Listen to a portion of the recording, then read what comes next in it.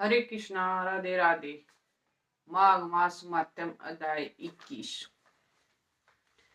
पुराणों में वर्णित है कि माघ मास में पूजा अर्चना और स्नान करने से भगवान नारायण को आसानी से पाया जा सकता है। आप पर भगवान श्री नारायण की साक्षात कृपा है जो ये आप माध्यम में सुन पा रहे हो। हमें इस कृपा को और भी बढ़ाना है।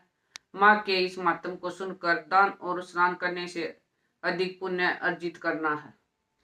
माघ मास में स्नान दान और उपवास तप करने से भयानक पापों का नाश हो जाता है। जब थोड़े कर्मों में हमें महाफल मिल रहा है तो क्यों ना इसका लाभ उठाएं।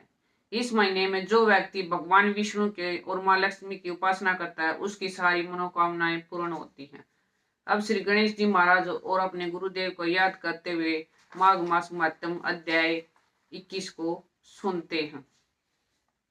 कैलाशी शिव सुत सुनो, करो भक्त कल्याण, सब जन हारे द्वार खड़े, आज बचा लो प्राण। बोलो गणेश जी महाराज की जय। गुरु अमृत है जगत में, बाकी सब विषवेल, सतगुरु संत अनंत है, प्रभु से करा दे मेल। बोलो गुरुदेव महाराज की जय। हमने माघ मास अध्याय 20 में सुना कि वेद नीति ऋषि ने जब लोमस ऋषि को अपने पुत्र और गंधर्व कन्या के बारे में बताया तो लोमस ऋषि ने कहा कि ये सब मेरे साथ माघ स्नान करे, इनसे इसके सभी पापों का नाश हो जाए। अब आगे की कथा हम अध्याय 21 में सुनते हैं। लोमस जी कहने लगे कि पूर्व काल में अवंती देश में वीरसेन नाम का राजा था। उसने नर्मदा के किनारे पर राजसूय यज्ञ किया था और अश्वमेध यज्ञ भी किए, जिनके खंभे सोने के बनाए गए। ब्राह्मणों को अन्न का बहुत सा दान दिया और बहुत सी गाय, सुंदर वस्त्र और सोने के आभूषण दान में दिए। वह देवताओं का भगत और दान करने वाला था। भद्रक नाम का एक ब्राह्मण जो अत्यंत मूर्ख, कुलहीन, कृषि कार्य करने वाला, दुराचारी तथा अधर्मी था, वह भाई बंधुओं को का त्यागा हुआ इधर उधर घूमता हुआ देवी यात्रियों के साथ प्रयाग में आया।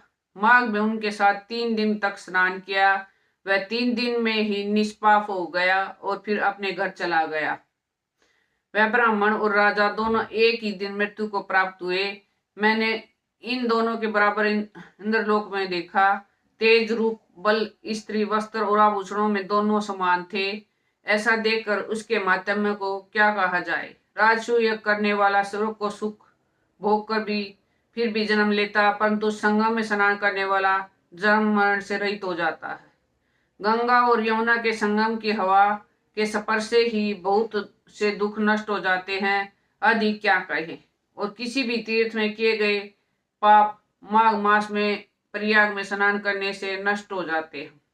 मैं पिशाच मोचन नाम का एक पुराना इतिहास सुनाता हूँ। इस इतिहास की को यह कन्याएं और तुम्हारा पुत्र भी सुने, उससे इनकी समृद्धि प्राप्त होगी। इनकी समृद्धि प्राप्त होगी। पुराने समय में देवयुति नाम का बड़ा गंभीर और वेदों का पारंगत एक वैष्णव ब्राह्मण था। उसने पिशाच को निर्मुक्त किया था। वेद नीति कहने लगे कि वह कहाँ का रहने वाला, किसका पुत्र, किस पिशाच को उसने निर्मुक्त किया। आप विस्तार पूर्वक यह सब कथा सुनाइए। लोमस ऋषि ने कहा, किलपग से निकली हुई सुंदर सरस्वती के किनारे पर उसका स्थान था। जंगल के बीच में पुण्य जल वाली सरस्वती बहती थी। वन में अनेक प्रकार के पशु भी विचरते थे। उस ब्राह्मण के श्राप के भय से पवन भी सुंदर चलती थी और वन चत्र रथ के समान था। वह उस जगह धर्मात्मा देवयुति रहता था। उसके पिता का नाम सुमित्र था। वह लक्ष्मी के वरदान से उत्पन्न हुआ था। वह सदैव आत्मा को शीतल रखता, गर्मी में अपने नित्य सूर्य की तरफ रखता, वर्षा में खुली हुई जगह पर तपस्या करता, हेमंत ऋतु में शाश्वत सरोवर में बैठता और त्रिकाल संध्या करता। जितेंद्रिय और सत्यवादी भी था। अपने आप गिरे हुए फल और पत्तियों का भोजन करता था। उसका शरीर सूख कर हड्डियां मात्र रह गई। इस प्रकार उसको तप करते वहां पर 1000 वर्ष बीत गए। तप के प्रभाव से उसका शरीर अग्नि के समान प्रज्वलित था। विष्णु की प्रसन्नता से ही वह सब कर्म करता। दधीचि ऋषि के वरदान से ही वह श्रेष्ठ वैष्णव हुआ था। एक समय उस ब्राह्मण ने बैसाख महीने की एकादशी को हरि की पूजा कर उनकी सुंदर स्तुति और विनती करी।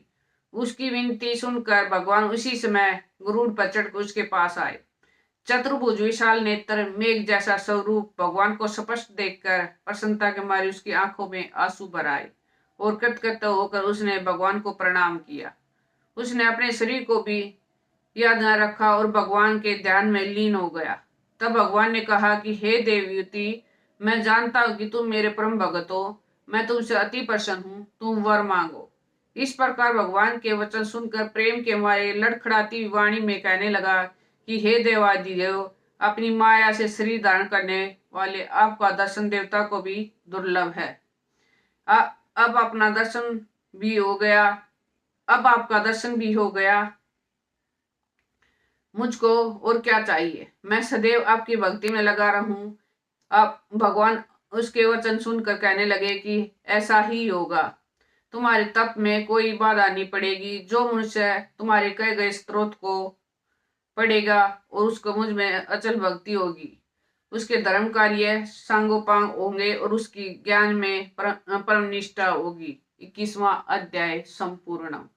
आगे की कथा हम माघ मास अध्याय 22 में सुनेंगे। संसार जो हमको लगता है अपना सा, पूरी तरह झूठ। बस यह है एक सपना।